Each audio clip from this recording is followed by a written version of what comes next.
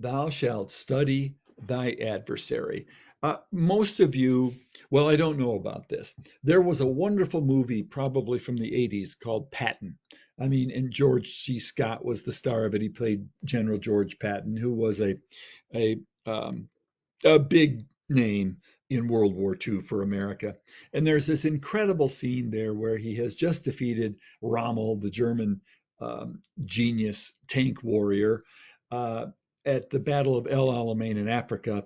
And as Rommel's tanks are retreating in the desert, Patton stands up and yells, "I read your book, you son of a bitch." So he had studied what Patton had written, and he used that knowledge and a lot of other knowledge to prepare for that battle. He studied his adversary.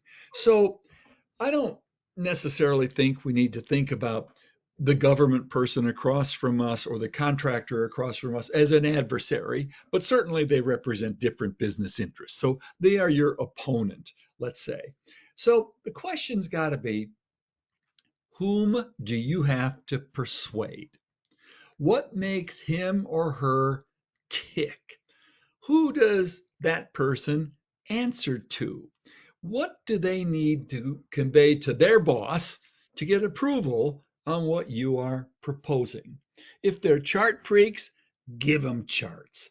What can you do to reduce their workload? Can you give them a 3-page white paper that your team prepared in getting ready for this session that they can use to put in their business justification? I mean, the sky is the limit here on what you can do to prepare for a negotiation or a meeting with the people across the table from you. I remember I represented a company that was a security services company that used to guard all the federal buildings in Washington. The owners are gone now, and the company was bought. And we had a particular problem with the three GSA guys who basically ran these contracts for the GSA, and we normally were able to reach a resolution with them, but they were tough to deal with. And I remember, my philosophy, as you'll see before we're done today, is always try and resolve problems at the lowest level. And so we did that. We tried to resolve a major issue at the lowest level, and we were getting nowhere with them. So ultimately, we moved it up to the director of contracts for GSA, who at that time had just been in the job maybe a month. He had been at the Pentagon for the Air Force for 15, 20 years before. And turns out he was a very close friend. I think they were in each other's wedding of my old boss.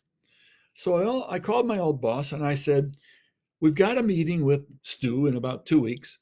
Can you tell me, can you give me the book on him?" "Oh, yeah."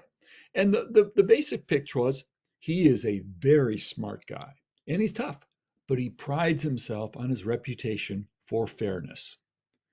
Was that a valuable phone call? You bet, because it helped us tailor our presentation to direct everything at this concept of fairness.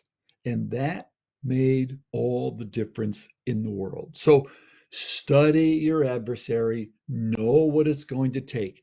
Today, in 2024, you've got Facebook, you've got LinkedIn, you've got all kinds of resources that you can use to get the book on the people that you're going to be dealing with. And that is an important thing to do.